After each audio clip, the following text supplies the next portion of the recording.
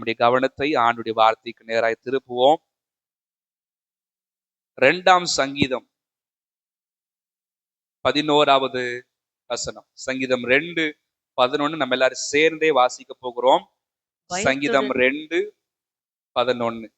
பயத்துடனே கர்த்தரை சேவியுங்கள், நடுக்கத்துடனே களிகூருங்கள். எல்லாருமே சேர்ந்து வாசிக்கலாமா? பயத்துடனே கர்த்தரை சேவியுங்கள், நடுக்கத்துடனே களிகூருங்கள்.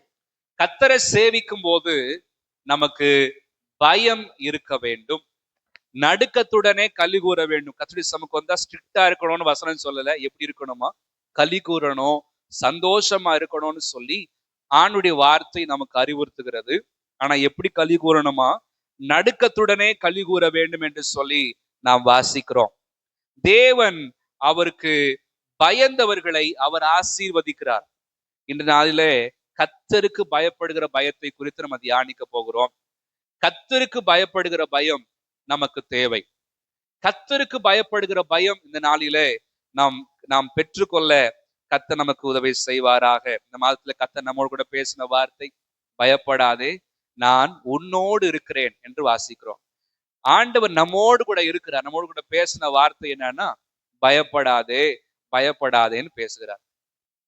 இன்னைக்கு பயப்படாதே 165 இடங்களிலே பயப்படாதே என்று சொல்லப்பட்டிருக்கிறதாக சொல்லுகிறார்கள். ஆனால் கேஜேவியில வாசிக்கும் போது ஏறக்குறைய 100க்கு அதிகமான, 100ல இருந்து 110க்குள்ள, 103 சொல்றாங்க, 108 சொல்றாங்க. Do not afraid, fear not அப்படின்றதான வார்த்தைகள் பயன்படுத்தப்பட்டிருக்கிறது. ஆண்டு பயப்படாதுன்னு சொல்லி சொல்லி எந்த பயமும் போயிடுச்சு சேர்ந்து. இப்ப தேவனுக்கு பயப்படுற பயமும் போயிடுச்சு. நம்ம திருச்சபையில கர்த்தர் அந்த பயத்தை இன்னும் அதிகமாய் தருவாராக. எது எப்படி போனாலும் பிரச்சனை இல்லை, நமக்கு கர்த்தருக்கு பயப்படுற பயம் அப்படின்றது வேணும். கர்த்தருக்கு பயப்படுற பயம் ரொம்ப ரொம்ப முக்கியமானது. கர்த்தர் நமக்கு அதை தருவாராக. இன்னைக்கு திருச்சபைகள் தேவனுக்கு பயப்படாமல், தேவனுடைய விருப்பத்தை செய்யாமல், தேவ நோக்கத்தை புரிந்து கொள்ளாமல் ஓடுவதுதான் எழுப்புதலின் தாமதத்திற்கு காரணமாக அமைகிறது. தேவனுக்கு பயப்படுற பயம் சீரியஸா உண்மையா இருந்துச்சுன்னா தேசம் எப்போவே இயேசுவை அறிந்திருக்கணும். இந்த உலகம் எப்பயோ சுவிசேஷத்தால் நிரப்பப்பட்டிருக்கணும், எப்பயோ மாற்றங்கள் வந்திருக்கணும். கர்த்தருக்கு பயப்படுற பயம் அப்படின்றது உண்மையா இல்லாததுனால இன்னைக்கு எழுப்புதலானது தாமதிக்கிறது. வெளிப்படையான பயம் தெரியுது, எல்லாரும் கர்த்தருக்கு பயப்படுற பயம் எல்லாருக்குமே இருக்கிற மாதிரி தான் வெளிப்படையா தெரியுது. ஆனா உள்ளுக்குள்ள அந்த பயம்ன்றது இல்லை. இந்த பயம் இல்லாதனால என்ன நடக்குதுன்னு சொன்னா, தேவன் மேல இருக்கிறதான அந்த ஒரு மரியாதை, பயபக்தி, நடுக்கம் என்பது இல்லாமல் போய் விடுகிறது. வசனம் தெளிவா சொல்லுது, பயத்துடனே கர்த்தரை சேவியுங்கள், நடுக்கத்துடனே களி கூறுங்கள். ஒரு சிலர் எப்படி சமாதானப்படுத்திக்கிறாங்கன்னா, இது பழைய ஏற்பாட்டு சொல்லதான் இப்ப நம்ம செய்ய வேண்டிய அவசியம் இல்லை அப்படின்னு சொல்றாங்க. ஆனா பழைய ஏற்பாட்டுல சொல்லப்பட்டிருக்கிற எல்லா வாக்குத்தத்தங்கள் வேணும், எல்லா ஆசீர்வாதங்கள் வேணும், எல்லா நன்மைகள் வேணும். பழைய ஏற்பாட்டுல சொல்லப்பட்டிருக்கிறதான கட்டளைகள் மட்டும் என்னன்னா வேணாம். புதிய ஏற்பாட்டுல புதிய உடன்படிக்கை, புதிய கட்டளை என்ன பண்றாங்கன்னா பேசுறாங்க. தேவனுக்கு பயப்படுகிற பயம் நம்ம எல்லாருக்கும் கண்டிப்பாக வேண்டும். கர்த்தர் நமக்குள்ள அதை பெருக பண்ணுவாராக. தேவன் நமக்குள்ள அந்த பயத்தை இன்னும் அதிகமாய் பெருக பண்ணணும். அவருடைய நாமத்திற்கு மகிமை உண்டாவதாக. 5 சங்கீதம் 7 வசனத்தை வாசிக்கலாம். சங்கீதம் 5:7. நானோ உமது மிகுந்த கிருபையினாலே உமது ஆலயத்துக்குள் பிரவேசித்து உமது பரிசுத்த சந்நிதிக்கு நேரே பயபக்தியுடன் பணிந்து கொள்வேன். தாவீது சொல்லுகிறார், நானோனா மத்தவங்க எப்படி பண்ணாலும் பிரச்சனை கிடையாது, எனக்கு நான் எப்படிதான் செய்வேன். நானோ உமது மிகுந்த கிருபையினாலே உமது ஆலயத்துக்குள் பிரவேசித்து உமது பரிசுத்த சந்நிதிக்கு நேரே பயபக்தியுடன் பணிந்து கொள்வேன் என்று சொல்லுகிறார். பயபக்தியுடன். மத்தவங்க எப்படி பண்றாங்களோ பிரச்சனை கிடையாது நமக்கு. நம்ம எப்படிதான் இருக்கணும்? கர்த்தருக்கு பயப்படுகிற பயத்தோடு தான் சர்ச்சுக்கு வரணும். கர்த்தருக்கு பயப்படுகிறோட அந்த பயத்தோட தான் தேவனை ஆராதிக்கணும், தேவ சமூகத்துல காத்திருக்கணும். இங்க மட்டும் இல்ல, 24 மணி நேரமும் 7 நாட்களும் இந்த பயத்தோடே வாழ கர்த்தர் நமக்கு உதவி செய்வாராக. நம்மள ஒரு அடிமைத்தனத்துல வைக்கிற ஆண்டவர் கிடையாது நம்ம ஆண்டவர். ஒரு ரெவரன்ஸ், ஒரு மரியாதை, ஒரு கனம் அவருக்கு கொடுக்கும் போது அவர் நமக்கு கொடுக்க வேண்டிய எல்லா நன்மைகளையும் கர்த்தர் திரளாய் தருகிறார். இன்னொரு வசனத்தை கூட வாசிக்கலாம். 119 சங்கீதம் 119, 120. உமக்கு பயப்படும் பயத்தால் என் உடம்பு சிலிர்க்கிறது. உமது நியாய தீர்ப்புகளுக்கு பயப்படுகிறேன். உமக்கு பயப்படும் பயத்தால் என் உடம்பு சிலிர்க்கிறதுன்னு சொல்றார் சங்கீதக்காரன். அவர் இப்படி பாடல் எழுதும்போது சொல்லுகிறார். 119 பார்க்கும்போது ஆண்டவருடைய வசனத்தை மையமாக வைத்ததான ஒரு சங்கீதம். கட்டளை, நியாயம், சாட்சி, கற்பனை, வார்த்தைகள் மாறி மாறி ஒவ்வொரு வசனத்திலையும் வசனத்தை போக்கஸ் பண்ணி எழுதப்பட்டதான ஒரு சங்கீதம் தான் 119. இந்த சங்கீதம் சொல்லுகிறது, ஆண்டவரே உமக்கு பயப்படும் பயத்தால் என் உடம்பு என்ன பண்ணுதான், சிலிர்க்கிறது அப்படின்னு சொல்லுகிறார். உள்ளான அந்த ஒரு உணர்வு இருக்கும்போது வெளிப்படையாகவும் அந்த உணர்வானது தெரிய ஆரம்பிக்கிறது. ஒரு சில நேரங்கள்ல தெய்வ சமூகத்துல ஆராதிக்கும் போது இந்த உணர்வை கர்த்தர் கொடுக்க கூடும். இது மட்டும்தான் கிடையாது, இதுவும் வரும். ஒருவேளை ஆண்டவர் நம்மை வித்தியாசமான முறையில அபிஷேகிப்பார், தொடுவார். கர்த்தருக்கு பயப்படும் பயத்தினால நிறைஞ்சிருக்கும் போது நமக்கு வித்தியாசமான அனுபவங்கள் உண்டாகலாம். இது மட்டும் இல்ல, இதையும் கர்த்தர் தர வல்லவராக அவர் இருக்கிறார். இந்த சங்கீதக்காரன் இவர் சொல்லுகிறார், என் உடம்பு சிலிர்க்கிறது ஆண்டவரே, அந்த பயம் எனக்குள்ள இருக்கும்போது என்று சொல்லுகிறத நம்ம பார்க்கிறோம். நமக்குள்ள கர்த்தருக்கு பயப்படுகிற பயம் வேண்டும். அதை நிறைவாய் கர்த்தர் தருவாராக. ஏற்கனவே சொன்னது போல இந்த கர்த்தருக்கு பயப்படுற பயம்ன்றது ஒரு டாமினேஷன் அந்த அர்த்தம் கிடையாது. இல்ல அடிமைத்தனமா நீ எனக்கு அடிமை அதுதான் இருக்கணும் அப்படின்னு கிடையாது. என்னதான் இருந்தாலும் தகப்பனவர், நம்முடைய தகப்பனவர், அவர் நம்ம இடத்துல பயப்படுகிற பயத்தை எதிர்பார்க்கிறார். கர்த்தருக்கு பயப்படுறவங்களுக்கு ஆண்டவர் அவர் நன்மைகளை திரளாய் தருகிறார். நிறைய நன்மைகளை கொடுத்தாலும் ஒரு சில நன்மைகளை மட்டும் நீங்க தியானிக்க போகிறோம். தியானிச்சுட்டு கர்த்தருக்கு பயப்படுறவங்க எப்படி இருப்பாங்கன்றதையும் நம்ம தியானிக்க போகிறோம். கர்த்தருக்கு பயந்தவர்களுக்கு வருகிறதான நன்மைகளில நம்ம முதலாவது தியானிக்க போகிறது 128 சங்கீதம் 4 வசனத்தை வாசிக்கலாம். 128:4. இதோ கர்த்தருக்கு பயப்படுகிற மனுஷன் இவ்விதமாய் ஆசீர்வதிக்கப்படுவான். கர்த்தருக்கு பயப்படுகிற மனுஷன் இவ்விதமாய் ஆசீர்வதிக்கப்படுவான். கர்த்தருக்கு ஒரு மனுஷன் பயப்படும் போது அந்த மனுஷனை கர்த்தர் ஆசீர்வதிக்கிறார். எவ்விதமாய் ஆசீர்வதிக்கிறார்? இவ்விதமா என்று சொல்லி மேலே சொல்லப்பட்டதான வசனங்களை குறிக்கிறத நம்ம பார்க்கிறோம். 2 வசனத்துல வாசிக்கிறோம், உன் கைகளின் பிரயாசத்தை நீ சாப்பிடுவாய், உனக்கு பாக்கியமும் நன்மையும் உண்டாயிருக்கும் என்று சொல்லி நம்ம வாசிக்கிறோம். உன் கைகளின் பிரயாசத்தை நீ சாப்பிடுவாய். கர்த்தருக்கு பயப்படுகிற பயம் ஒருவருக்கு இருக்கும்போது கைகளின் பிரயாசத்தை கர்த்தர் சாப்பிட வைக்கிறார். நம்ம எல்லாருக்குமே வேலைகள் இருக்கிறது. வேலை இல்லாம ஒருவர் இல்லை. நம்ம எஃபோர்ட் போடுறோம், நம்ம அதுக்காக உழைக்கிறோம், அதற்கான கடினமான காரியங்கள் நம்ம செய்கிறோம், நம்முடைய டைமை இன்வெஸ்ட் பண்றோம். எந்த வேலையும் பிரயாசம் இல்லாமல் இல்லை. பாஸ்ட் வேலையும் அப்படிதான். பிரயாசம் இல்லாம எந்த வேலையும் சிறப்பாக முடியாது. சும்மா இருந்துட்டு எந்த வேலையும் நம்ம செய்ய அதுல இருந்து ஆதாயத்தை எதிர்பார்க்க முடியாது. ஏதாவது ஒரு பிரயாசத்தினாலே பலன் என்பது இருக்கிறது. இந்த பலன் கையில வரும்போது வசனம் சொல்கிறது, உன் கைகளின் பிரயாசத்தை நீ சாப்பிடுவாய். இன்னைக்கு நிறைய பேருக்கு கைகள்ல பிரயாசம் வருது, ஆனா என்ன பண்றது இல்ல, குடும்பங்கள் சாப்பிடுறது இல்ல. வட்டிக்காரருக்கு போகுது, பேங்குக்கு போகுது, ஹாஸ்பிட்டல் போகுது, தேவையில்லாத வீண் விரயங்களுக்கு போகுது, நிறைய காரியங்களுக்கு இன்னைக்கு செலவு அதிகமாய் போய் கொண்டிருக்கிறத நம்ம பார்க்கிறோம். கர்த்தருக்கு ஒரு மனுஷன் பயப்படும் போது கர்த்தர் செய்யற காரியம் என்னன்னு சொன்னா, கைகளின் பிரயாசத்தை கையிலேயே ஆசீர்வதிச்சு கொடுக்கிறார். ஆண்டவர் நம்ம இடத்துல எதிர்பார்க்கிற ஒன்னே ஒண்ணு, கர்த்தருக்கு என்ன பண்ணணுமா, பயப்படணும். கர்த்தருடைய திருச்சபையில் இருக்கிற ஒவ்வொருவரையும் கையின் பிரயாசங்களை குடும்பங்களே சாப்பிடத்தக்கதாக கர்த்தர் ஆசீர்வதிப்பாராக. அப்படி நன்மையினால் கர்த்தர் நிரப்புவாராக. சீக்கிரத்துல எல்லா கடன்களும் அடைக்கப்படணும். திருச்சபையில ஒருவர் கூட கடன்கள் இல்லை என்ற நிலைமையில கர்த்தர் கொண்டு வந்து நிறுத்துவாராக. அநேகருக்கு கொடுக்கத்தக்கதாக கர்த்தருடைய திருச்சபை யாரை ஆஸ்வதிப்பாராக. 2வது ஒரு நன்மை நம்ம பார்க்கிறோம். அந்த 3 வசனத்துல வாசிக்கும் போது 2:3 வாசிக்கிறோம். முதலாவது, கையின் பிரயாசத்தை கர்த்தர் வேலைகளை ஆசீர்வதிக்கிறார். அடுத்தது, குடும்பத்துக்குரிய ஆசீர்வாதத்தை ஆண்டவர் தருகிறார். மனைவி, அடுத்தது பிள்ளைகள். இந்த 2 ஆசீர்வாதத்தை கர்த்தர் தரதை நம்ம பார்க்கிறோம். திராட்சை கொடியை போல, ஒலிவ மர கன்றுகளை போல. இது 2மே இஸ்ரவேல் தேசத்துல ரொம்ப ஃபேமஸ். ரொம்ப அதிகமா என்ன பண்ணுவாங்கன்னா பயன்படுத்துறாங்க. ரொம்ப முக்கியமா பாக்குறாங்க. திராட்சை செடியும் திராட்சை பழங்களும் ஒலிவ மரமும் இல்லாததான நாட்களோ அல்லது நல்ல வைபவங்களோ இல்லை அவங்களுடைய தேசத்துல. அந்த அளவுக்கு சிறப்பானது திராட்சை செடியும் ஒலிவ மரங்களும். இந்த ரெண்டையும் ஆண்டவர் குடும்பத்தோடு கூட ஒப்பிட்டு பேச வைக்கதான் நம்ம பார்க்கிறோம்.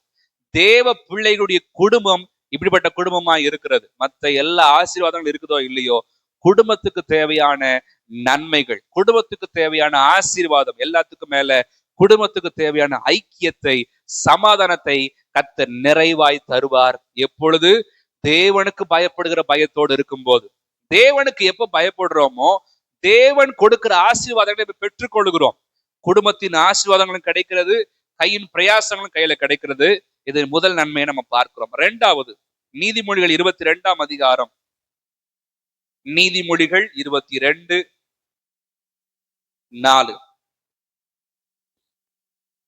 கர்த்தருக்கு தாழ்மைக்கும் கர்த்தருக்கு பயப்படுதலுக்கும் வரும் பலன் ஐஸ்வர்யமும் மகிமையும் ஜீவனுமாம். கர்த்தருக்கு ஒரு மனுஷன் பயப்படும் போது அந்த மனுஷனுக்கு கர்த்தர் கொடுக்கிறதான பலன் என்ன அப்படின்னு சொல்லி பார்த்தோம்னா, ஐஸ்வர்யத்தை கொடுக்கிறாராம், அடுத்தது மகிமையை கொடுக்கிறாரு, மூன்றாவது ஜீவனை கொடுக்கிறார். தாழ்மையோடு ஒரு மனுஷன் இருக்கும்போது, கர்த்தருக்கு பயப்படுகிற பயத்தோட இருக்கும்போது கர்த்தர் அதுக்கு ரிவார்ட் கொடுக்கிறார். அதற்கு கர்த்தர் பலனை கொடுக்கிறார். என்னென்ன பலன்? முதலாவது ஐஸ்வர்யம். இந்த இம்மைக்குரிய ஐஸ்வர்யத்தினாலும் மறுமைக்கு வேண்டிய ஐஸ்வர்யத்தினாலும் கர்த்தர் நம்மை நிரப்புவாராக. இம்மைக்கான ஐஸ்வர்யத்தை வச்சுட்டு நம்ம ஒன்னும் பரலோகத்துக்கு போக முடியாது. பரலோகத்திற்கு போகணும்னாலும் நமக்கு ஒரு ஐஸ்வர்யம் வேணும். அந்த ஐஸ்வர்யத்தை கர்த்தர் நமக்கு விளங்க பண்ணுவாராக. அவரோடு கூட நெருங்கி போகும்போது, அவருக்கு பயப்படுகிற பயத்திலே நாம் வாழும் போது வேண்டிய ஆவிக்குரிய ஐஸ்வர்யங்களை கர்த்தர் நிறைவாய் தர வல்லவராக இருக்கிறார். இந்த உலகத்துக்கு என்னென்ன தேவையோ அதையும் கர்த்தர் நிச்சயம் என்ன பண்ணுவாருன்னு சொன்னா தருவார். ஏன்னா வசனம் சொல்லுது, கர்த்தருடைய ஆசீர்வாதமே ஐஸ்வர்யத்தை தரும். ஐஸ்வர்யன்றது பணம் மட்டும் இல்ல, மற்ற எல்லா காரியங்கள், வாழ்வதற்கு என்னென்ன தேவையோ எல்லாவற்றையும் கர்த்தர் தருவார். ஆனா அதோட கூட சேர்த்து வேதனை கர்த்தர் கூட்ட மாட்டார்னு வாசிக்கிறோம். ஆனால் இன்னைக்கு ஐஸ்வர்யங்கள் பெருகும் போது என்ன பெருகிறது? கூட சேர்ந்து வேதனைகளும் பெருகிறது.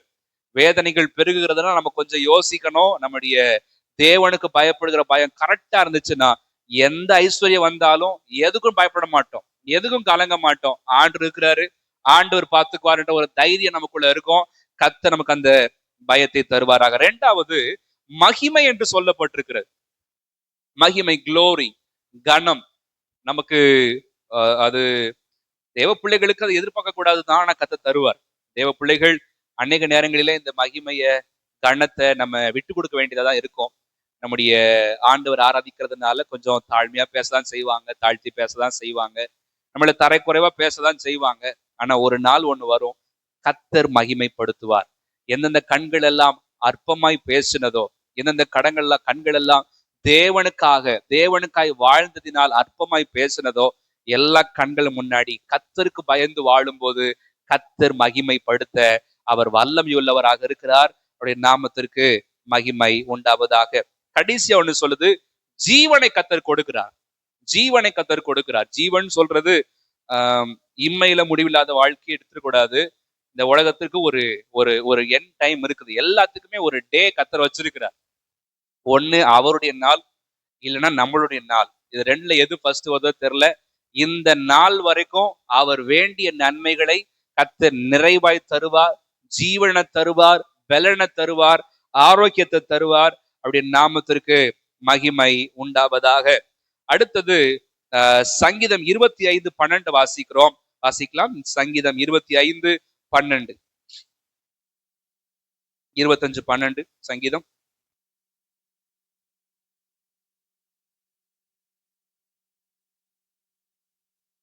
கர்த்தருக்கு பயப்படுகிற மனுஷன் எவனோ அவனுக்கு தாம் தெரிந்து கொள்ளும் வழியை போதிப்பார். கர்த்தருக்கு பயப்படுகிற மனுஷனுக்கு கர்த்தர் என்ன பண்றார்னா, அவர் ஒரு வழியை தெரிந்து கொண்டு வச்சிருக்கிறார்.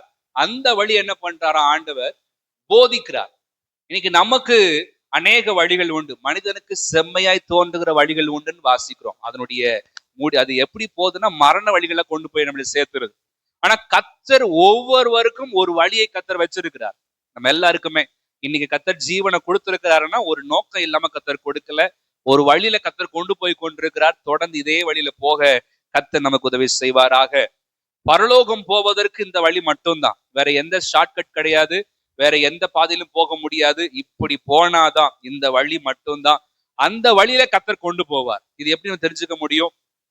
தேவனுக்கு பயப்படுற பயம் இருந்துச்சுன்னா நம்ம ஆட்டோமேட்டிக்கா ஜெபம் பண்ணுவோம், வேதத்தை வாசிப்போம். வாசிக்கும் போது கர்த்தர் நம்மோடு கூட பேசுகிறதை நாம் உணர முடியும். நம்ம என்ன பாதையில போகணும், எந்த டெசிஷன் எடுக்கணும், இது சரியா இது தவறா, என்ன முடிவு நான் எடுக்கணும்ன்றத கர்த்தர் நம்மோடு கூட பேசுகிறார். நமக்கு அவர் வெளிப்படுத்தி காட்டுகிறார். இன்னைக்கு வழிகள் நமக்கு தேவை. இன்னைக்கு வழி வேணும்னா எங்க நம்ம உடனே போயிடுறோம், மேப்ஸுக்கு போயிடுறோம், கூகுள் மேப்புக்கு நம்ம போயிடுறோம். இந்த கூகுள் மேப் ஏறக்குறைய சரியா கரெக்டா காட்டிடுது. நிறைய நேரங்கள்ல சொதப்பி என்ன பண்ணிட்டுறதுன்னா விட்டுருது. இந்த வழியில போயிட்டு இருக்கும் போது நிறைய திருப்பங்கள் நமக்கு வந்தாலும் நம்ம என்ன பண்ணிடுறோம்னா அந்த வழியில சரியா போகிறோம். ஆண்டவர் இந்த டெக்னாலஜி எல்லாம் கையில கொடுத்திருந்தாலும் இந்த பாதை சாதாரண உலக பிரகாரமான பாதையில நம்ம போவதற்கு ஒரு மேப் என்ன பண்றோம்னு சொன்னா பயன்படுத்துறோம். நம்ம வாழ்க்கையில கர்த்தர்ட்ட விட்டு கொடுத்தோம்னா இந்த மேப்பை விட அற்புதமான மேப்பை கர்த்தர் நமக்கு போட்டு தருவார். எந்த பாதையில போகணும், எப்படி போகணும், என்ன செய்யணும், என்ன செய்யக்கூடாதுன்றத கர்த்தர் தெளிவாய் போதித்து நடத்த அவர் வல்லமையுள்ளவராக இருக்கிறார். அவருடைய நாமத்திற்கு மகிமை உண்டாவதாக. முதலாவது ஆசீர்வாதத்தை கொடுக்கிறார், இரண்டாவது ஐஸ்வர்யம் மகிமை ஜீவனை கொடுக்கிறார், மூணாவது வழிய போதிக்கிறார், நாலாவது அப்போஸ்தலர் 9:31 நம்மை சபைக்கு ஆசீர்வாதமாக மாற்றுகிறார்.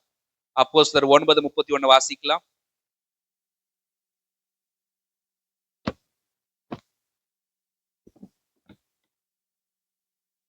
அப்பொழுது யூதேயா கலிலேயா சமாரியா நாடுகளில் எங்கும் சபைகள் சமாதானம் பெற்று பக்தி விருத்தி அடைந்து கர்த்தருக்கு பயப்படுகிற பயத்தோடும் பரிசுத்த ஆவியின் ஆறுதலோடும் நடந்து பெருகின. கர்த்தருக்கு பயப்படுகிற பயத்தோடும் பரிசுத்த ஆவியின் ஆறுதலோடும் நடந்து பெருகினன்னு வாசிக்கிறோம்.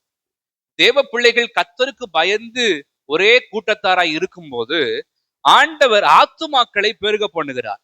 ஆத்துமாக்கள் பெருகுகிறார்கள், சபைகள் பெருகுகிறது. எப்படி பெருகிறதுன்னு பார்த்தோம்னா முதலாவது சமாதானம் பெற்று பெருகுகிறது, இரண்டாவது பக்தி விருத்தி அடைந்து பெருகுகிறது, மூன்றாவது பரிசுத்த ஆவியின் ஆறுதலோடு என்ன பண்ணுதான் பெருகுகிறது என்று சொல்லி நம்ம வாசிக்கிறோம்.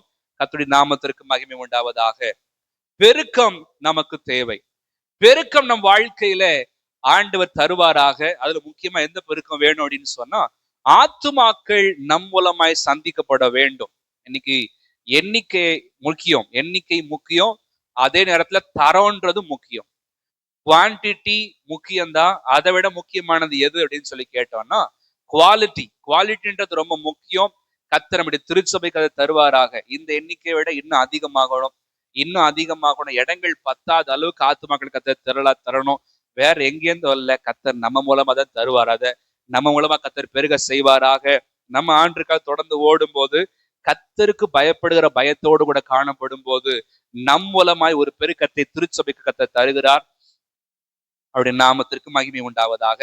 யோசுவா 4வது அதிகாரம் 23, 24 வாசிக்கலாம். யோசுவா 4ஆம் அதிகாரம்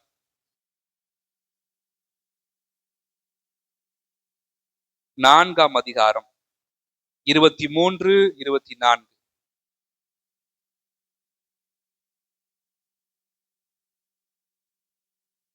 பூமியின் சகல ஜனங்களும் கர்த்தருடைய கரம் பலத்ததென்று அறியும்படிக்கும் நீங்கள் சகல நாளும் உங்கள் தேவனாகிய கர்த்தருக்கு பயப்படும்படிக்கும் உங்கள் தேவனாகிய கர்த்தர் சிவந்த சமுத்திரத்தின் தண்ணீரை நாங்கள் கடந்து தீரும் மட்டும் எங்களுக்கு முன்பாக வற்றி போக பண்ணினது போல உங்கள் தேவனாகிய கர்த்தர் யோர்தானின் தண்ணீருக்கும் செய்து அதை உங்களுக்கு முன்பாக நீங்கள் கடந்து தீரும் அளவும் வற்றி போக பண்ணினார் என்று அறிவிக்க கடவீர்கள் என்றான். இந்த 2 வசனங்கள் பார்க்கும்போது நம்ம ஒரு விஷயத்தை புரிஞ்சுக்கிறோம்.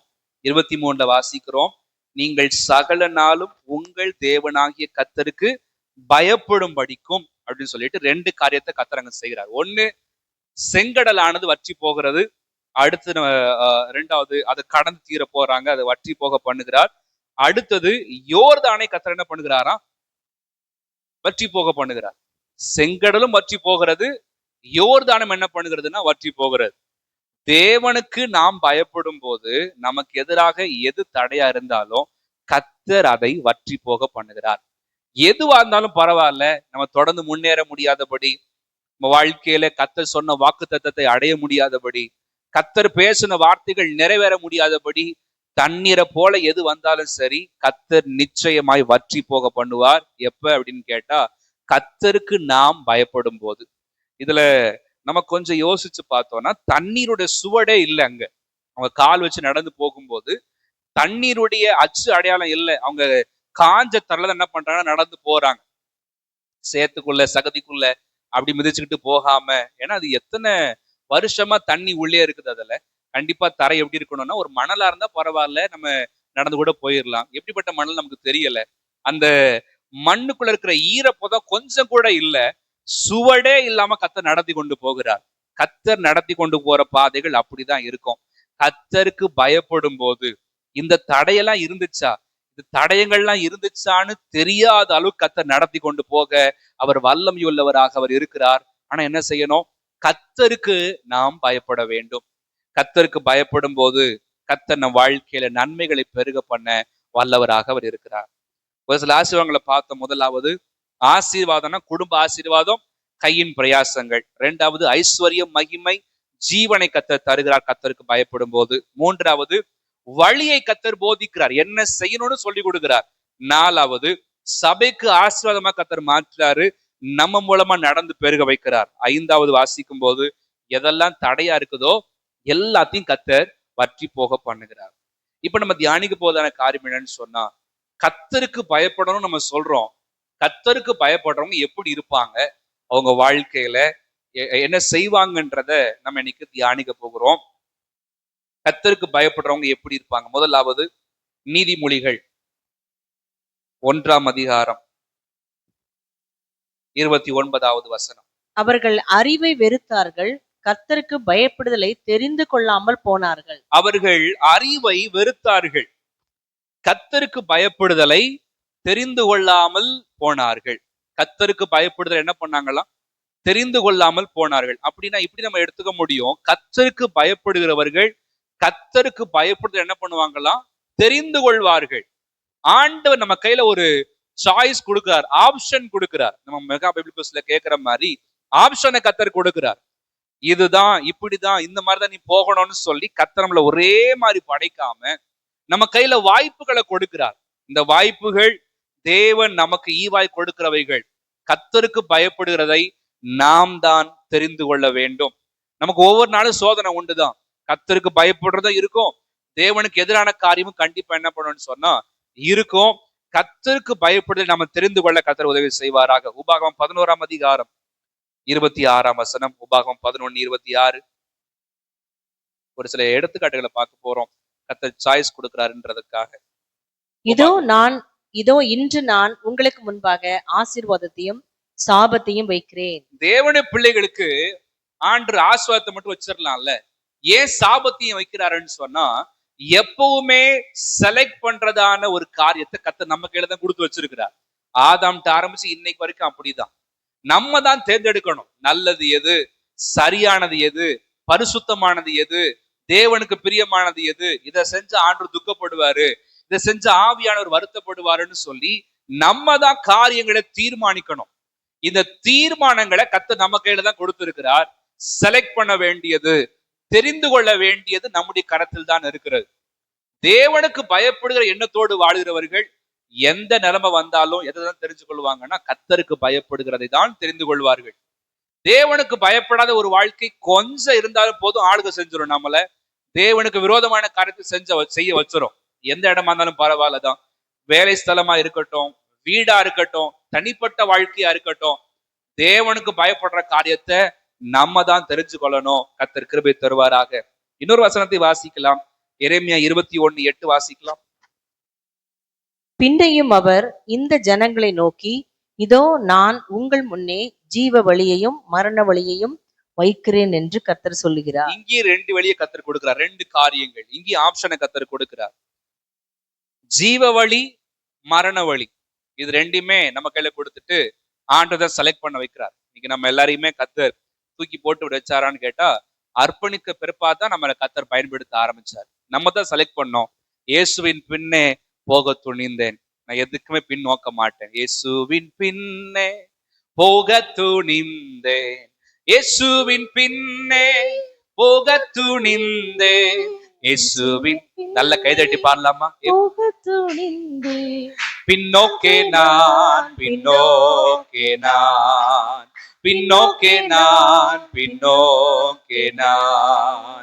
உலகமின் பின்னே சிலுவையின் முன்னே, உலகமின் பின்னே சிலுவையின் முன்னே, உலகமின் பின்னே சிலுவையின் முன்னே, பின்னோக்கே நான், பின்னோக்கே நான், பின்னோக்கே நான், இயேசுவின் பின்னே, இயேசுவின் பின்னே போகத் துணிந்தேன், இயேசுவின் பின்னே போகத் துணிந்தேன், இயேசுவின் பின்னே போகத் துணிந்தேன், பின்னோக்கே நான், பின்னோக்கே நான், பின்னோக்கே நான், பின்னோக்கே நான்.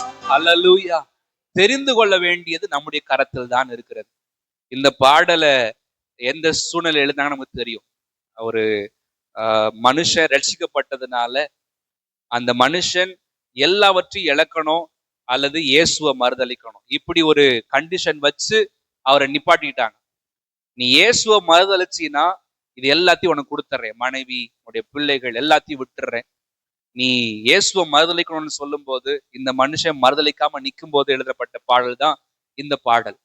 ஒருவேளை அந்த இடத்துல அவங்க தப்பா செலக்ட் பண்ணியிருந்தாங்கன்னா, எனக்கு இயேசு வேண்டாம், எனக்கு என் மனைவி வேணும், என் பிள்ளைகள் வேணும் செலக்ட் பண்ணியிருந்தாங்கன்னா, இன்னைக்கு அநேகம் பேர் இந்த பாடல்னால ஆஸ்வதிக்கப்பட்டிருக்க மாட்டாங்க. இன்னைக்கு அர்ப்பணிக்கிறதுக்கு அந்த பாட்டு நம்ம நிறைய இடத்துல பயன்படுத்துறோம்ல. இன்னைக்கு ஒரு நல்ல ஒரு எக்ஸாம்பிள் நம்ம சொல்றோம். இன்னைக்கு அவங்கள மாதிரி நம்மளும் பின்பற்றணும், நம்மளும் தெரிந்தெடுத்துக்கணும்னு சொல்லி சொல்றோம். நம்ம வாழ்க்கை அப்படி இருக்க கர்த்தர் கிருபை தருவாராக. இயேசுவை மாத்திரம் தெரிந்து கொள்ள, கர்த்தருக்கு பயப்படுகிற பயத்தை தெரிந்து கொள்ள கர்த்தர் கிருபை தருவாராக. மனுஷனுக்கு பயப்படுற பயம் கண்ணியை வருவிக்கும். தேவையில்லாம இருக்கிற கண்ணியை நம்மளே உள்ள கொண்டு வந்துக்கிற மாதிரி, மனுஷனுக்கு பயப்படாதபடி கர்த்தருக்கு மாத்திரம் பயப்பட கர்த்தர் நமக்கு உதவி செய்வாராக. கர்த்தருக்கு பயப்படுகிற பயம் என்ன என்பதை நம்ம நீதிமொழிகள் 3ஆம் அதிகாரம் 7ஆம் வசனத்துல வாசிக்கிறோம். நம்மளுக்கு தெரிஞ்சதான வசனம் நீதிமொழிகள் 3:7. நீ உன்னை ஞானி என்று எண்ணாதே, கர்த்தருக்கு பயந்து தீமையை விட்டு விலகு. கர்த்தருக்கு பயந்து தீமையை விட்டு விலகு. கர்த்தருக்கு பயந்தால் ஒரு மனிதன் என்னதான் செய்யணும்? தீமையை விட்டு விலகணும். தீமை எங்க இருக்குதோ அந்த இடத்துல கர்த்தருக்கு பயப்படுற பயம் என்றது இருக்க முடியாது. ஒண்ணு கர்த்தருக்கு பயப்படுற பயம் இருக்கணும், அப்படி இல்லைன்னா தீமை இருக்கணும். ரெண்டையும் உள்ள வச்சு நம்ம என்ன பண்ண முடியாதுன்னா வாழ முடியாது. தேவனுக்காக எதையும் செய்யவும் முடியாது. தேவனுக்கு பயப்படுகிறவர்கள் தானாகவே தீமையை விட்டு விலகுவார்கள். இன்னொரு வசனத்தை வாசிக்கலாம், நீதிமொழிகள் 8ஆம் அதிகாரம் 13ஆம் வசனத்தை வாசிக்கலாம். நீதிமொழிகள் 8:13. கர்த்தருக்கு பயப்படும் பயம். தீமையை வெறுப்பது கர்த்தருக்கு பயப்படும் பயம். பெருமையையும் சேர்த்து வாசிக்கலாமா? பெருமையையும் அகந்தையையும் தீய வழியையும் புரட்டு வாயையும் நான் வெறுக்கிறேன். கர்த்தருக்கு பயப்படுற பயம் ஒரு இடத்துல இருக்கும்போது ஆட்டோமேட்டிக்கா என்ன பண்ணுவாங்கன்னா தீமையை வெறுப்பார்கள். விட்டு விலகிட்டு வந்த நிறைய பேர் என்ன பண்ணலாம், தீமையை வெறுக்கல, விட்டு விலகி வந்துட்டாங்க. என்ன ஏன் செய்யறது இல்லைன்னு கேட்டா அவங்க தப்பா நினைச்சிருவாங்க. அவங்க பார்த்தா என்ன சொல்லுவாங்க என்னை பத்தி அப்படின்னு சொல்லிதான் இன்னைக்கு நிறைய பேர் பாவத்தை விட்டு வாழ்கிறார்கள். எங்கட சர்ச்சுக்குள்ள இவங்க பார்த்தா தப்பா நினைச்சிருவாங்க, என்ன இந்த பிரதர் இப்படி பண்றாங்க, இந்த சிஸ்டர் இப்படி பண்றாங்கன்னு சொல்லி தப்பா நினைச்சிருவாங்கன்னு சொல்லி பரிசுத்தமா வாழ்ற நிறைய பேர் உண்டு. தேவ பிள்ளைகள் கர்த்தருக்கு பயப்படும் போது நிச்சயமா தீமையை வெறுக்க வேண்டும். தீமையை வெறுக்காம நம்ம வாழ்ந்தோம்னா பிசாசுக்கு நல்லா தெரியும் எப்படியாவது வழியை கொண்டு வந்து தீமை மறுபடியும் உள்ள கொண்டு வர வச்சிருவான். தீமை விட்டு விலகுவது பெருசல்ல, தீமையை வெறுப்பது ரொம்ப ரொம்ப முக்கியம். நமக்குள்ள அதை வெறுக்கத்தக்கதான கிருபையை கர்த்தர் நமக்கு தருவாராக. நம்ம ஜெபம் பண்ணும் போது மற்றவங்க கூட பேசும்போது அவங்களும் தீமை வெறுக்கத்தக்கதாக கர்த்தர் நமக்கு உதவி செய்வாராக. 4 காரியங்கள் சொல்லப்பட்டிருக்கிறது இங்க. முதலாவது பெருமை, 2வது அகந்தை, 3வது தீய வழி, 4வது புரட்டுவாய். இது 4மே என்ன பண்ணக்கூடாதுன்னா கர்த்தருக்கு பயப்படுறவங்களுக்கு இருக்கக்கூடாது. முதலாவது பிரைட் இருக்கக்கூடாது. நம்ம தேவ சமூகத்துல வரும்போது தாழ்மையோட தான் வரோம். கர்த்தருக்கு பயப்படுறவங்க ஒரு நாளும் பெருமையா இருக்க மாட்டாங்க. அவங்க எப்படிதான் இருப்பாங்க? கர்த்தருக்கு முன்பதாக தங்களை தாழ்த்துவார்கள். வாயினால தாழ்த்துறது கிடையாது, உண்மையிலே செயலினாலே இப்படி வாழ்க்கையிலே தாழ்த்த கர்த்தர் நமக்கு உதவி செய்வாராக. இது இருந்துச்சுன்னா நம்ம தீமையை வெறுக்கன்னு அர்த்தம். 2வது அகந்தை, அரகன்ஸ் என்று சொல்லப்படுகிறது. அகந்தை இருந்தது என்று சொன்னால் கர்த்தருக்கு நம்ம இன்னும் பயப்படலன்னு அர்த்தம். இது எப்படி நடக்கலாம் அப்படி நடக்கலாம்னு சொல்லி எதிர்மறையான எஃபோர்ட், எதிர்மறையான காரியங்களை செஞ்சு நம்ம பேசும்போதோ அல்லது செயல்படும் போதோ தேவன் நம்ம இடத்துல இப்படிதான் பார்க்கிறாரு, தீமையாக தான் கர்த்தர் பார்க்கிறார். மூன்றாவது, தீய வழின்னா நமக்கு தெரியும், கர்த்தர் கொடுத்திருக்கிற வழி இல்லாம வேற எந்த வழியில போனாலும் அது எப்படிப்பட்ட வழிதான்? தீய வழிதான். தீய வழியை கர்த்தர் வெறுக்கிறார், நம்மளும் வெறுக்க கர்த்தர் கிருபை தருவாராக. நாலாவது, புரட்டு வாய். இந்த வாய் நம்மகிட்ட வரவே கூடாது. இது வந்துச்சுன்னா இன்னும் தீமையை வெறுக்கல, கர்த்தருக்கு பயப்படுற பயம் உள்ள இல்லைன்னு சொல்லிதான் அர்த்தம். நமக்குள்ள இந்த நான்மே வராதபடி கர்த்தர் நம்மை காப்பாராக. தீமையை வெறுத்து தள்ள கர்த்தர் நமக்கு உதவி செய்யணும். வெறுக்காமல் கர்த்தருக்கு என்ன பண்ண முடியாதுன்னா பயப்பட முடியாது. தேவனுக்கு பயப்படுறேன்னு சொல்லிட்டு இதை வெறுக்காம இருந்தோம்னா தேவன் நம்ம இடத்துல பிரியப்பட முடியாது. அப்படி நாமத்திற்கு மகிமை உண்டாவதாக. இன்னொரு வசனத்தை வாசிக்கலாம். நீதிமொழிகள் 19ஆம் அதிகாரம் 23 வாசிக்கலாமா?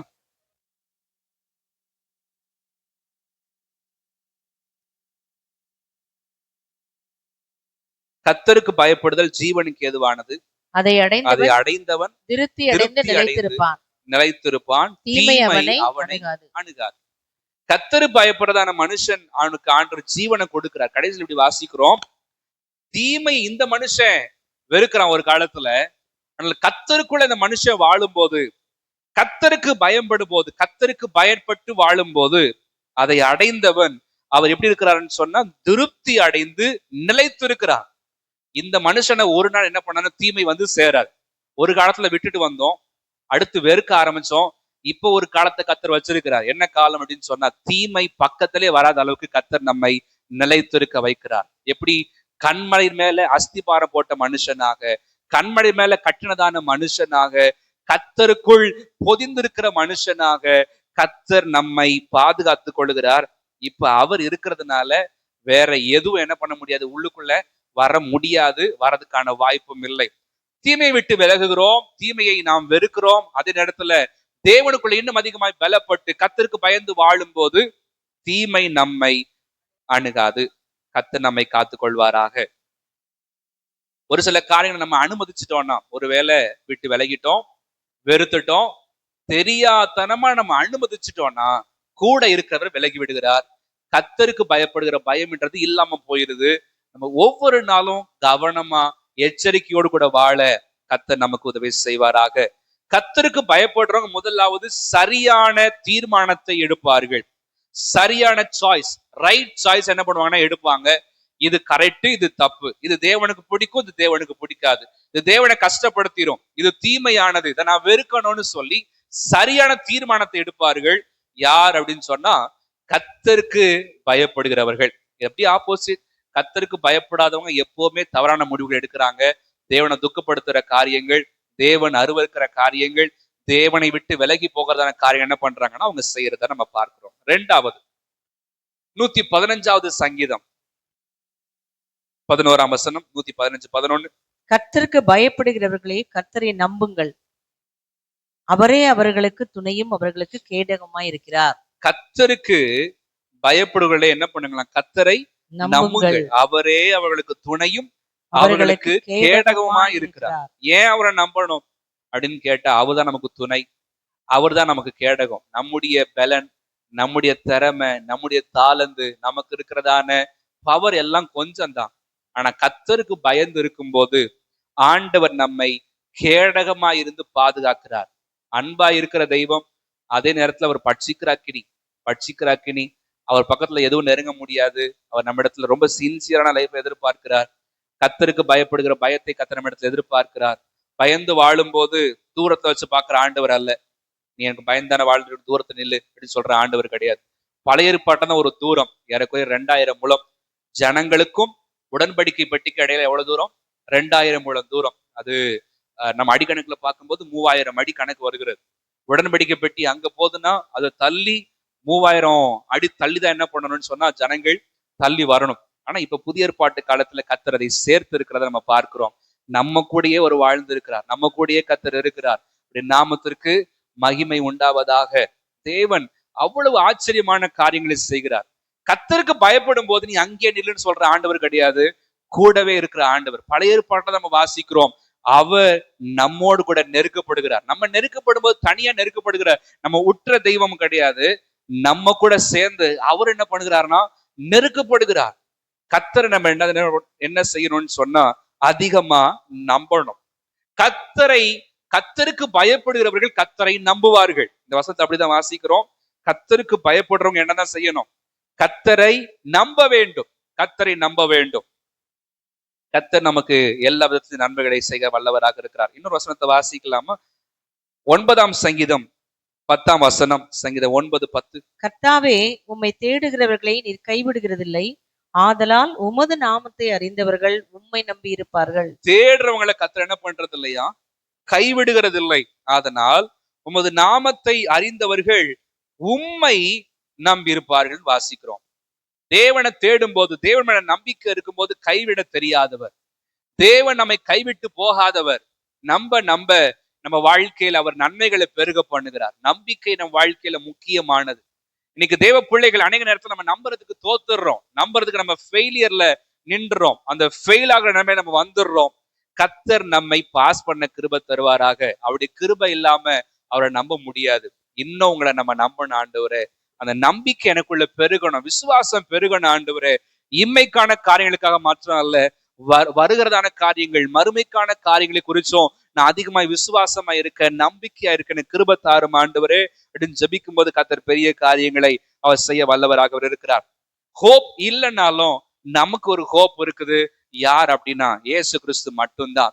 ஆண்டவர் இயேசு கிறிஸ்து நமக்கு இருக்கிறதுனால, அவரை நோக்கி நம்ம பயப்படுற பயத்துல இருக்கிறதுனால, உலகம் சொல்லும், டாக்டர் சொல்லுவாங்க நோ ஹோப், வாய்ப்பு இல்லை, நம்பிக்கை கிடையாதுன்னு சொல்லுவாங்க. ஆனா கர்த்தர் சொல்றார், நான் இருக்கிறேன்னு கர்த்தர் சொல்லி எல்லாவற்றையும் நடத்தி முடிக்க வல்லவராக அவர் இருக்கிறார். நம்பிக்கையை அவர் மேல் வைக்க கர்த்தர் உதவி செய்வாராக. அப்போஸ்தலர் 1ஆம் அதிகாரம் 5-14 ஆகிய வசனங்களை வாசிக்கலாம். அப்போஸ்தலர் 1ஆம் அதிகாரம் 5ஆம் வசனமும் 14ஆம் வசனமும். ஆகையால் நீங்கள் எருசலேமை விட்டு போகாமல் என்னிடத்தில் கேள்விப்பட்ட பிதாவின் வாக்குத்தத்தம் நிறைவேற காத்திருங்கள் என்று கட்டளையிட்டார். 14 வாசிக்கலாமா?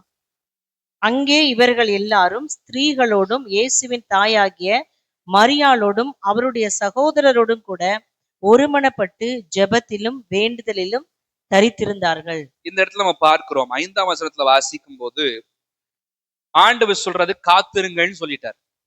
காத்திருக்க சொல்லியாச்சு. அவங்க எல்லாரும் காத்திருக்கிறார்கள். இது வரைக்கும் பரிசுத்த ஆவியோட அபிஷேகத்தை யாரும் வெளிப்படையா பார்த்ததில்ல. அந்நிய பாஷை பேசி இயேசு கிறிஸ்து பேசினார்னு பேசி பார்த்ததில்ல. வெளிப்படையான வரங்களை யாரும் பார்த்ததில்ல. 3000 பேர் தொடப்பட்டது, 5000 பேர் தொடப்பட்டதை யாரும் பார்த்ததில்ல. என்ன நடக்க போகுதுன்னு யாருக்குமே தெரியாது. ஆனா நம்பிக்கையோடு கூட காத்திருக்கிறார்கள். ஒரே ஒரு காரணம், இயேசுவுக்கு அவர்கள் பயந்த பயத்தோடு கூட காணப்பட்டார்கள். தேவனுடைய கர்த்தருடைய ரட்சிப்புக்கு நம்பிக்கையோடு காத்திருக்கிறது நல்லது நம்ம வாசிக்கிறோம்.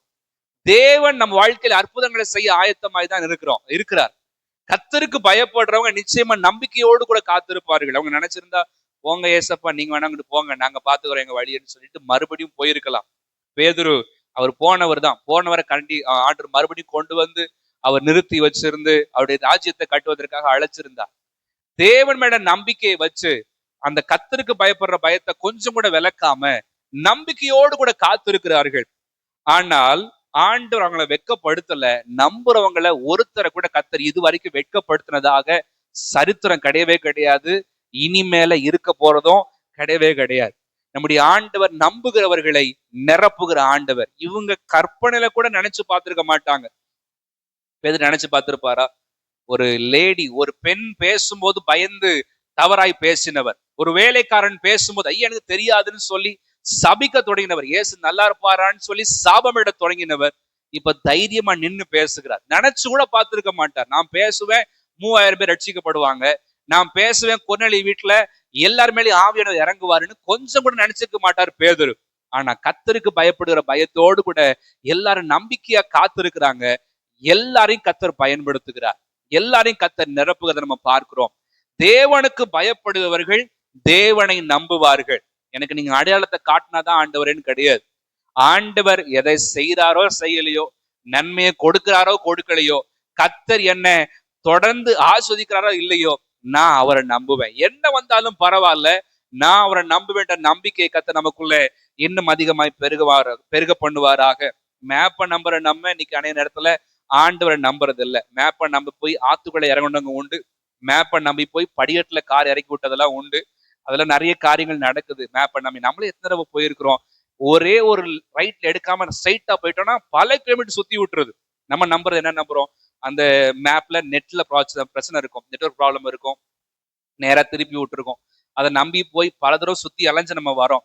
நம்ம வாழ்க்கையில ஒரு நாள் நம்புற நம்பிக்கையை தள்ளாதவர், நம்புற நம்பிக்கையை வெட்கப்படுத்தாதவர். இன்னைக்கு உலகத்துல அநேக நம்பிக்கையில வச்சிருந்து எல்லா நம்பிக்கையும் வீண் போய், எல்லா நம்பிக்கையும் இல்லாமல் போய் இன்னைக்கு நம்ம வந்திருந்தாலும் கர்த்தருக்கு பயப்படுறவங்க நம்பும் போது கர்த்தர் அவர்களை விட்டு விலகிறது கிடையாது, கைவிடுகிறது கிடையாது. அவர்கள் வாழ்க்கையில மேன்மையான காரியங்களை அவர் செய்ய வல்லவராக இருக்கிறார். எபிரேயர் 11ஆம் அதிகாரம் 13ஆம் வசனம் குறித்துக் கொள்ளுங்கள். அவர்கள் தூரத்திலே கண்டு அதை நம்பி அணைத்துக் கொள்ளுகிறார்கள். விசுவாச வீரர்கள் யாருமே கண்ணால பார்க்கல. ஆபிரகாம் கண்ணால அவங்க ஈசாக்கு அப்புறம் வரப்போற சந்ததி யாருமே பார்க்கல, கானான் தேசத்தை பார்க்கல. தூரத்திலே கண்டு நம்பி அவைகளை அணைத்துக் கொள்ளுகிறார்கள். எப்படி அணைச்சிட்டானு தெரியல, அந்த அந்த ஆண்டுடைய வார்த்தையை ஏற்றுக்கொண்டார்கள். என் ஆண்டவர் ஒரு நாளும் நன்மை தவிர என் வாழ்க்கையில தீமை செய்யவே மாட்டார்ன்ற ஒரு நம்பிக்கை அவர்களுக்கு நிரம்பி இருந்ததை நம்ம பார்க்கிறோம். 2 கொரிந்தியர் 1ஆம் அதிகாரம் 8, 9, 10 வசனங்கள் வாசிக்கலாம். 2 கொரிந்தியர் 1ஆம் அதிகாரம் 8, 9, 10. ஆகையால் சகோதரரே, ஆசியாவில் எங்களுக்கு நேரிட்ட உபத்திரவத்தை நீங்கள் அறியாதிருக்க எங்களுக்கு மனதில்லை. என்னவெனில், பிழைப்போம் என்கிற நம்பிக்கை அற்றுப்போகத்தக்கதாக எங்கள் பலத்துக்கு மிஞ்சின அதிக பாரமான வருத்தம் எங்களுக்கு உண்டாயிற்று. நாங்கள் எங்கள் மேல் நம்பிக்கையாய் இராமல் மரித்தோரை எழுப்புகிற தேவன் மேல் நம்பிக்கையாய் இருக்கத்தக்கதாக மரணம் வரும் என்று நாங்கள் எங்களுக்குள்ளே நிச்சயித்திருந்தோம். அப்படிப்பட்ட மரணத்தினின்றும் அவர் எங்களை தப்புவித்தார், இப்பொழுதும் தப்புவிக்கிறார், இன்னும் தப்புவிப்பார் என்று அவரை நம்பியிருக்கிறோம். பவுல் சொல்லுகிறார், அப்படிப்பட்ட மரணத்தினின்றும் அவர் எங்களை தப்புவித்தார், இப்பொழுதும் தப்புவிக்கிறார், இன்னும் தப்புவிப்பார் என்று அவரை நம்பி இருக்கிறோம் என்று சொல்லுகிறார். அவருடைய வாழ்க்கையில் நம்பிக்கை இல்லை. நிறைய நேரத்துல நம்ம கேட்கிறதான ஒரு உபதேசம் என்ன உபதேசம்னு சொன்னா கன்ஃபெஷன், பாசிட்டிவ் கன்ஃபெஷன். கடந்த பைபிள் சொல்லி கூட அதை ஒருத்தர் தியானிக்க கர்த்தர் கிருபை தந்தார். நேர்மறையான அறிக்கை, நமக்கு எந்த குறைவும் கிடையாது, எந்த பலவீனமும் கிடையாதுன்னு அறிக்கை பண்ணிக்கிட்டே இருந்தா எல்லாம் கிடைச்சிரும், வாக்குத்தத்தங்களை சொல்லிட்டே இருந்தா எல்லாரும் கிடைச்சிரும் அப்படின்னு சொல்லி தானே ஒரு உபதேசம் உள்ள இருக்குது, ஓடிட்டு தான் இருக்குது. தேவனுடைய வாக்குத்தத்தங்களை சொல்றது தவறு கிடையாது. இப்ப அவர் வாக்குத்தத்தத்தை சொல்லல, பவுல் சொன்னது வாக்குத்தத்தத்தை சொன்னாரு. அவருடைய வாழ்க்கையில காணப்பட்டதான தவறான காரியங்களை சொல்றாரு. நாங்க பலவீனமா தான் இருக்கிறோம், நாங்க வேதனையா தான் இருக்கிறோம்னு பல இடங்கள்ல அவர் மென்ஷன் பண்றதை பேசுறாங்க. அதை நம்ம பாக்குறோம்.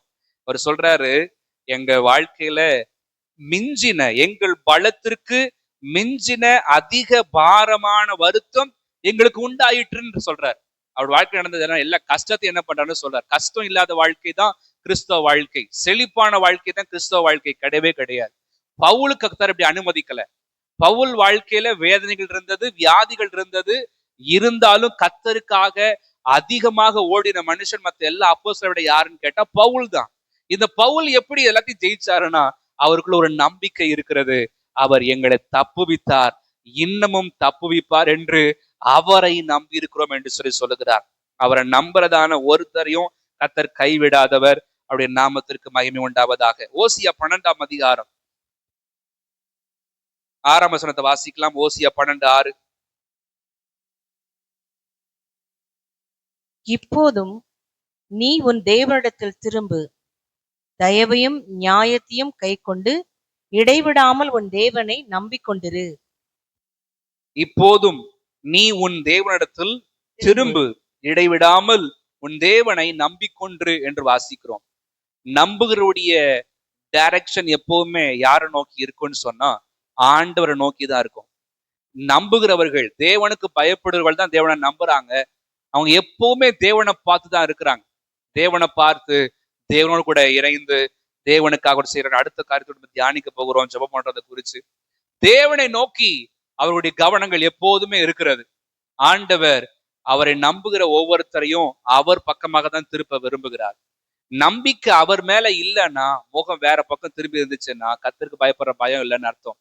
நம்ம எங்க நோக்கி பார்த்துட்டு இருக்கிறோமோ அங்கதான் நம்ம நம்பிக்கை. எனக்கு ஒத்தாசை வரும் பர்வதங்களுக்கு நேராக என் கண்களை ஏறெடுக்கிறேன். வானத்தையும் பூமியும் உண்டாக்கின கர்த்தரிடத்துல இருந்து எனக்கு ஒத்தாசை வரும். எங்கேருந்து ஒத்தாசை வருமோ அங்கதான் நம்ம நோக்கி நம்ம பார்ப்போம். நமக்கு ஒரு உதவி வராதுன்னு தெரிஞ்சா அங்க நம்ம போகவே மாட்டோம். நமக்கு எங்க போனா உதவி கிடைக்கும், எங்க போனா ஒரு ஹெல்ப் வருமோ அங்கதான் நம்ம நோக்கி பார்ப்போம்.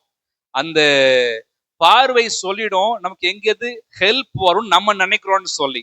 நம்முடைய பார்வைகள், நம்முடைய நோக்கங்கள், நம்முடைய முகங்கள் இயேசுவை மாத்திரம் நோக்கி பார்ப்பதாக, இயேசுவண்டை திருப்பப்படுவதாக. நம்புகிறோம் என்று சொல்லி நம்ம சொல்லுகிறோமே, கர்த்தருக்கு பயப்படுறோமே, கவனங்கள், முகங்கள் அவரை நோக்கி திருப்பப்படுவதாக. அப்படி நாமத்திற்கு மகிமை உண்டாகட்டும். முதலாவது, கர்த்தருக்கு பயப்படுகிறவர்கள் கர்த்தருக்கு பயப்படுதலை தெரிந்து கொள்ளுகிறார்கள். நிறைய சாய்ஸ் இருந்தாலும் அவங்க ஆப்ஷன்ல ரைட்டானதை தேர்ந்தெடுக்கிறாங்க, எது கர்த்தருக்கு கொண்டு வருதுன்னு சொல்லி. ரெண்டாவது, கர்த்தரையே நம்புகிறார்கள், என்ன பிரச்சனை வந்தாலும் கர்த்தருக்கு பயப்படுறவங்க. மூணாவது, ஏசாயா 11ஆம் அதிகாரம், ஏசாயா 11:2.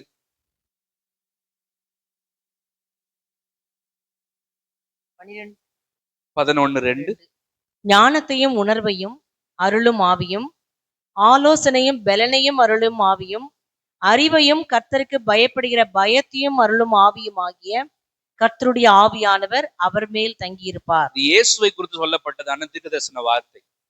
கர்த்தருடைய ஆவியானவர் அவர் மேல தங்கி இருக்கும் போது எதுவும் சேர்ந்து உள்ள வந்துருது, கர்த்தருக்கு பயப்படுகிற பயத்தையும் அருளும் ஆவி என்று சொல்லப்பட்டிருக்கிறது. ஆவியானவர் நம்ம மேல தங்கி இருக்கும் போது, நம்மை நிரப்பி இருக்கும் போது, நம்ம வாழ்க்கையில ஆட்டோமேட்டிக்கா என்ன வந்துருதுன்னா, கர்த்தருக்கு பயப்படுற பயமானது வந்து விடுகிறது. இப்படியும் சொல்லலாம், ஒரு மனுஷனுக்குள்ள ஆவியானவர் இல்லைன்னு சொன்னா அந்த மனுஷன் கர்த்தருக்கு பயப்பட முடியாது. நிரப்பப்படுகிற ஒரு அனுபவம், கர்த்தருடைய ஆவியானவர் நம்ம மேல தங்கி இருக்கிறதான ஒரு அனுபவம். கர்த்தருடைய ஆவியானவர் வருகிறார், வருகிற ஆவியானவர் போகவே மாட்டார் நினைச்சா தப்பு. அவருடைய வாழ்க்கை, அவருடைய உள்ளம் கஷ்டப்படாதபடி, அவர் துக்கப்படாதபடி நம்ம வச்சுக்கணும். நம்ம நினைச்சிட்டே இருந்திருக்கலாம், ஒருவேளை ஆவியானவர் இருப்பாரு இருப்பாரு இருப்பாருன்னு சொல்லி கொஞ்சம் டைம் கொடுத்து பார்ப்பாரு. பொறுத்து பார்த்துட்டு கடைசியில் என்ன பண்ணிடுவார்னா, அவர் நம்மளை விட்டு போவதற்கான வாய்ப்பு நிறைய இருக்கிறது. சவுலை விட்டு விலகினார், தேவன் நம்மளை விட்டு விலகக்கூடாதபடி காத்துக்கொள்ள கர்த்தர் உதவி செய்வாராக. நிரப்பப்பட்டிருக்கிற ஒரு வாழ்க்கை, அந்த எண்ணமே நமக்கு வரக்கூடாது. என் பாத்திரம் என்ன நிரம்பி வழியணும், என் பாத்திரம் நிரம்பி வழியணும், இன்னும் அதிகமா நிரம்பணும்ன்றதான எண்ணம் வரும்போது கர்த்தருக்கு பயப்படுகிற பயம் ஆட்டோமேட்டிக்கா என்ன பண்ணுதுன்னா அது இருக்கிறத நம்ம உணர்ந்து கொள்ள முடியும். 3 முக்கியமான காரியங்கள் பரிசுத்த ஆவியானவர் நிரப்பி இருக்கும் போது நடக்கிறது. இதை நம்ம வேகமா வாசிச்சு நம்ம ஜெபம் பண்ணி முடிக்க போகிறோம். முதலாவது, சங்கீதம் 22ஆம் சங்கீதம், சங்கீதம் 22:23 வாசிக்கலாமா? கர்த்தருக்கு பயப்படுகிறவர்களே அவரை துதியுங்கள், யாக்கோபின் சந்ததியாரே நீங்கள் எல்லாரும் அவரை கனம் பண்ணுங்கள், இஸ்ரவேலின் வம்சத்தாரே நீங்கள் எல்லாரும் அவர் பேரில் பயபக்தியாயிருங்கள். தேவன் பேரிலே பயபக்தியாய் இருக்கிறவர்கள், தேவ சமூகத்தை நோக்கி கூப்பிடுகிறவர்கள், இவங்க எல்லாருமே என்ன பண்றாங்கன்னா தேவனை அதிகமாக துதிக்கிறார்கள். 22-23 நம்ம வாசிக்கிறோம், கர்த்தருக்கு பயப்படுகிறவர்களே அவரை துதியுங்கள். இந்த வேலை யார் பார்க்க வைக்கிறான்னு சொன்னா பரிசுத்த ஆவியானவர். கர்த்தருக்கு பயப்படுற ஜனங்களை ஆண்டு இன்னும் அதிகமா துதிக்க வைக்கிறார். எங்க வாசிக்கிறோம்? அப்போஸ்தலர் 2ஆம் அதிகாரம் 47 தேவனை துதித்து ஜனங்கள் எல்லாரிடத்திலும் தயவு பெற்றிருந்தார்கள் அப்படின்னு நம்ம வாசிக்கிறோம். அப்போஸ்தலர் 13:2 அவங்க ஆராதனை செய்து கொண்டிருக்கும் போது ஆவியானவர் திருவுளம் பற்றுகிறார். ஆவியானவர் என்ன பண்றாருன்னா இந்த பயத்தை கொடுத்து அதிகமாய் துதிக்க வைக்கிறார். ஆவியானவர் ஒரு மனுஷனுக்குள்ள வரும்போது அந்த பயம் தானா வந்துருது. தேவன் அதிகமா துதிக்கிறோம், துதிக்க அவருடைய மகிமையானது இறங்கி வருகிறது. நம்ம ஆரம்பத்துல தியானிச்சது போல தேவனுடைய சமூகத்துக்கு வரும்போது எப்படிதான் வரணும்? பயத்தோட வரணும், நடுக்கத்தோட வரணும், ஆனந்த சதத்தோட அவருடைய சமூகத்துக்கு வரணும்னு பயத்துல வாசிக்கிறோம். பரிசுத்த ஆவியானவர் ஒரு மனிதன் நிரப்பும் போது ஆட்டோமேட்டிக்கா பயம்ன்றது நிரப்புது. அது மட்டும் இல்லாம எதுவும் சேர்ந்து வருதுன்னா தேவனை துதிக்கிற துதியானது நிரம்புகிறது. பிரைஸ் அது இருக்கிறது, they will praise. ரெண்டாவது, 2 நாளாகமம் 19ஆம் அதிகாரம் 9-10 இதை நம்ம குறிச்சு கொள்ள அன்பா கேட்கிறேன். 2 நாளாகமம் 19ஆம் அதிகாரம் 9:10. முதலாவது, பரிசுத்த ஆவியானவர்கள் நிரம்பி இருக்கிறவர்கள் they will praise, ஆண்டவரை துதிப்பார்கள். இரண்டாவது நம்ம குறிச்சுக்கலாம். இரண்டாவது என்னன்னு சொன்னா they will preach or proclaim, ஆண்டுடைய வார்த்தையை அவர்கள் போதிப்பார்கள், அவர்கள் உணர்த்துவார்கள். இந்த 2 வாசிக்கும் போது ஒரு வார்த்தை சொல்லப்பட்டிருக்கிறது, எச்சரிப்பார்கள் என்று சொல்லப்பட்டிருக்கிறது. தேவ பிள்ளைகளை கர்த்தர் ஒரே இடத்துல கொண்டு வந்து வச்சிருக்கிறார். திருச்சபையில கர்த்தர் வச்சிருக்கிறார். ஏன் வச்சிருக்காருன்னு சொன்னா, ஒருத்தருக்கு ஒருத்தர் பக்தி விருத்தி அடைய செய்யணுன்றதுக்காக தான். ஒருத்தர் கொஞ்சம் சோர்ந்து போகும்போது எச்சரித்து அவளை மறுபடியும் பாதை கொண்டு வரதான் கர்த்தர் இங்க வச்சிருக்கிறார். இந்த இடத்துக்கு வரவங்க பரிசுத்த ஆவியால் நிரப்பப்பட்டு இருக்கிறவங்க, தேவனுடைய வல்லமையால் தொடப்பட்டிருக்கிறவங்க, தேவனுக்கு பயப்படுறவங்க என்ன பண்ணுவாங்கன்னா they will preach or they will proclaim, ஆண்டவருடைய வார்த்தைகளை அவர்கள் சொல்லுவார்கள். இங்க சர்ச்சுக்குள்ள மட்டும் கிடையாது, மற்ற எல்லா இடத்துலயுமே ஆண்டு வார்த்தையை சொல்லாம இருக்க முடியாது. தேவனுக்கு பயப்படுறவங்க நிரம்பி இருப்பார்கள், நிரம்பி இருக்கிறவர்கள் தேவனுடைய வார்த்தையை அவர்கள் பேசுவார்கள். கடைசியாக தேவனுடைய வார்த்தைகளை பேசுகிறதான ஜனங்களை ஆண்டவர் கவனித்து கேட்கிறார். மல்கியா 3:16 வாசிக்கிறோம், கர்த்தர் கவனித்து கேட்கிறாராம். கர்த்தருக்கு பயந்தவர்கள் ஒருவர் பேசிக்கொள்வார்கள், கர்த்தர் அதை கவனிச்சு கேட்கிறார். நம்ம வாசிக்கிறோம். தேவனுக்கு மகிமை உண்டாவதாக. ஆவியானவர் நிரப்பப்பட்டிருக்கிறவங்க கண்டிப்பா ஜெபம் பண்ணுவாங்க. ஏன்னா ஆவியானவர் ஜெபிக்க வைக்கிறதான ஆவியானவர். ஜெப ஆவியை கர்த்தர் அவர் கொடுக்கிறார். அவர் கூட இணையாம ஜெபிக்க முடியாது. அநேகம் பேர் சொல்றதை கேட்டிருக்கிறேன். நான் காலைல எந்திரிச்சா எல்லாத்துக்கும் ஜெபம் பண்ணுவேன். இந்தியாவுக்காக, எல்லா உலக நாடுகளுக்காக, தமிழ்நாட்டுக்காக, அடுத்தது நம்ம தேசத்துக்காக, சர்ச்சுக்காக, எல்லாருக்காக ஜெபம் பண்ணிட்டு நான் முடிக்கும் போது பார்த்தா டைம் 3 நிமிஷம் 4 நிமிஷம் தான் ஆயிருக்குது. நான் எல்லாத்துக்கும் உலகத்துக்கே போயிட்டு வந்தாச்சு, ஜெபம் முடிஞ்சிருச்சு. ஆனா எப்ப அவங்க சொல்றது என்னன்னா, ஆவியானவரால் நிரப்பப்பட்டேன், என்னோட ஜெப அனுபவம் மாறி இருக்கு. இன்னைக்கு என் ஜெப நேரம் எப்படி ஆவியான கொண்டு போறான்னு தெரியல, டைமே என்னால பார்க்க முடியல, டைம் போறதே தெரியல, அந்த அளவுக்கு நான் ஜெபிக்க ஆரம்பிச்சுட்டேன்னு சொல்றாங்க. ஒரு மனுஷனுக்கு ஆவியானுடைய வல்லமை நிரப்பி இருக்கும்போது அவங்களால ஜெபிக்காம இருக்கவே முடியாது. they will praise, they will preach, they will pray. அவங்க கண்டிப்பா ஜெபம் பண்ணுவாங்க, அவங்க அதிகமா பிரசங்கம் பண்ணுவாங்க. பிரசங்கம்னு சொல்லும் போது, பிரசங்கம்னா மற்றவங்களுக்கு உபதேசம், கட்டி எழுப்புறதான வார்த்தைகள், ஒருவர் என்கரேஜ் பண்ற வார்த்தைகள், ஆண்டுடைய ஆலோசனைகளை சொல்லுவாங்க. அவங்க ஆண்டு அதிகமா என்ன பண்ணுவாங்கன்னா துதிப்பாங்க. கர்த்தருக்கு பயப்படுகிறவர்கள் நிரம்பி இருப்பார்கள். சரியானதை தேர்வு செய்வார்கள், கர்த்தரையே நம்புவார்கள், கர்த்தரால் நிரப்பப்பட்டிருப்பார்கள். கர்த்தரையே நம்ப கர்த்தர் நமக்கு உதவி செய்வாரா? கண்ணு மூடி ஜெபம் பண்ணுவோமா? ஆண்டவரே, உடைய கரங்களை எங்களை தாழ்த்துகிறோம் ஐயா, எங்களை வெறுமையாக்குகிறோம் ஆண்டவரே, எங்களை ஒப்பு கொடுக்கிறோம் ஆண்டவரே. நம்ம எல்லாரும் சேர்ந்து ஜெபம் பண்ணுவோமா? வலது கரத்தை உயர்த்தி. கர்த்தருக்கு பயப்படுகிற பயம் எங்களுக்கு வேண்டும் ஆண்டவரே. எல்லாரும் ஜெபம் பண்ணலாமா? கேட்ட வார்த்தையின்படியே கர்த்தர் நமக்கு ஆசீர்வாதத்தை கொடுக்கிறதான நேரம், கர்த்தருடைய வார்த்தை நமக்கு வந்திருக்கிறது. கர்த்தர் நம்மோடு கூட பேசி இருக்கிறார், கர்த்தருடைய வார்த்தையை நமக்கு உணர்த்தி இருக்கிறார். அநேக காரியங்கள் தெரிஞ்ச விஷயங்களா இருந்தாலும் கர்த்தர் ஞாபகப்படுத்தி இருக்கிறாரே. அர்ப்பணிச்சு ஜெபம் பண்ணுவோம். ஆண்டவரே, எங்களை அர்ப்பணிக்கிறோம் ஆண்டவரே. கர்த்தருக்கு பயப்படுகிற பயத்தை நாங்கள் தெரிந்து கொள்ள வேண்டும். சத்ரு எவ்வளவு சோதனைகளை கொண்டு வந்தாலும் நாங்க சரியான சாய்ஸை நாங்க செலக்ட் பண்ணணும் ஆண்டவரே. கர்த்தருக்கு பயப்படுகிற பயத்தை மாத்திரம் நாங்க செயல்படுத்தணும் ஆண்டவரே. கரெக்டா செலக்ட் பண்ண கிருபை தாங்கப்பா. 2வது, உங்களை நம்ப கிருபை தாங்க. நம்பும் போது உங்க முகத்தை மட்டும்தான் பார்க்கணும், வேற எங்க கவனங்கள் போயிடக்கூடாது ஆண்டவரே. மேற்கிலும் கிழக்கிலும் வனாந்திர தேசத்திலிருந்து ஜெயம் வராது. ஜெயம் வர ஒரே ஒரு பகுதி உம்மிடத்துல இருந்து மட்டும்தான் ஆண்டவரே. உண்மையே நாங்கள் நோக்கி பார்க்க கிருபை தாரும். கர்த்தருக்கு பயப்படுறவங்க நிரம்பி இருப்பாங்க. அவங்க அதிகமா துதிப்பாங்க, அதிகமாக ஜெபிப்பாங்க, அதிகமாக அவங்க ஆண்டவரை பத்தி சொல்லுவாங்க. ஒருத்தவங்க கட்டி எழுப்புவாங்க, பக்தி விருத்தி அடைய செய்வாங்களே, அது எனக்குள்ள வேணும் ஆண்டவரேன்னு சொல்றவங்க வலது கரத்தை வைத்து ஜெபம் பண்ணலாமா? ஆண்டவரே, நான் அப்படிப்பட்ட வாழ்க்கை வாழ வேண்டும் கர்த்தாவே, என்னையும் நிரப்பும் கர்த்தாவே, என்னையும் நிரப்பும்படியாய் நாங்கள் ஜெபிக்கிறோம். உம்முடைய எண்ணெயினால் கர்த்தரை நிரப்பும், எங்களை ஆசீர்வதியும் ஆண்டவரே. தீமையை விட்டு விலக, தீமையை வெறுக்க, தீமை அணுகாதபடி கிறிஸ்துவுக்குள் நிலைத்திருக்க கர்த்தர் கிருபை தாரும். எங்களை தாழ்த்துகிறோம், வெறுமையாக்குகிறோம், ஒப்பு கொடுக்கிறோம். இயேசுவின் நாமத்தில் ஜெபிக்கிறோம் நல்ல பிதாவே. ஆமென், ஆமென், ஆமென். Praise the Lord. இரக்கமுள்ள ஆண்டவரே, வல்லமையுள்ள கரங்களை தாழ்த்துகிறோம் ஆண்டவரே. உம்மிடத்தில் எங்கள் ஆத்மாவை உயர்த்துகிறோம் ஆண்டவரே. கர்த்தன் கூட பேசின வார்த்தைகளுக்கு ஸ்தோத்திரம். நாளில நாங்கள் கேட்ட வார்த்தையின்படி நாங்கள் கர்த்தருக்கு பயப்படுகிற பயத்தோடு காணப்பட உதவி செய்யும் ஆண்டவரே. ஆண்டவர் எங்களோடு கூட இருந்து நடத்துவ நாங்கள் சுகமணுகிறோம். சரியானவற்றை நாங்கள் தெரிந்தெடுக்கவும், தேவ சமூகத்தில் இன்னும் அதிகமாய் தாழ்த்தி உண்மையே நம்பி இருக்கவும், தேவருடைய கிருபைகளை பெற்றுக்கொண்டு ஆவியானுடைய பலத்தினால் இன்னும் நிரப்பப்படவும் கர்த்தர் கிருபை தாரும். வந்திருக்கிற எல்லாரையும் கர்த்தர் நிறைவாய் ஆசீர்வதியும் ஆண்டவரே, ஆசீர்வதியும். சமூகத்தின் நிறைவினால ஒவ்வொரு திருப்தியாக்கி அனுப்பும்படியா நாங்கள் சுகமணுகிறோம். காத்துக்கொள்ளும், வல்லமையினால் நிரப்பும் ஆண்டவரே. எங்களோரையும் குடும்பங்களையும் இந்த வாரத்தில் நடக்க போற எல்லா ஊழியங்களையும் அர்ப்பணித்து ஜெபிக்கிறோம். கர்த்தர் பொறுப்பெடுத்துக் கொள்ளும். இயேசுவின் நாமத்தில் ஜெபிக்கிறோம் நல்ல பிதாவே, ஆமென், ஆமென். என் ஆத்துமாவே கர்த்தரை ஸ்தோத்திரி, என் முழு உள்ளமையுடைய பரிசுத்த நாமத்தை ஸ்தோத்திரி.